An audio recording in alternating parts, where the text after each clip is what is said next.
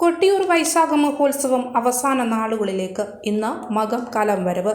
ഉച്ചശീവേലി പൂർത്തിയാക്കും മുൻപ് സ്ത്രീകൾ ബാവലിപ്പുഴയുടെ ഇക്കരയിലേക്ക് മടങ്ങണം.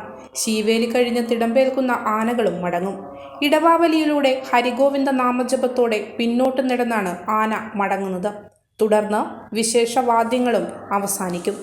ഇന്നു മുതലാണ് ഉത്സവത്തിന്റെ 3ാം ഘട്ടം ആരംഭിക്കുന്നത്.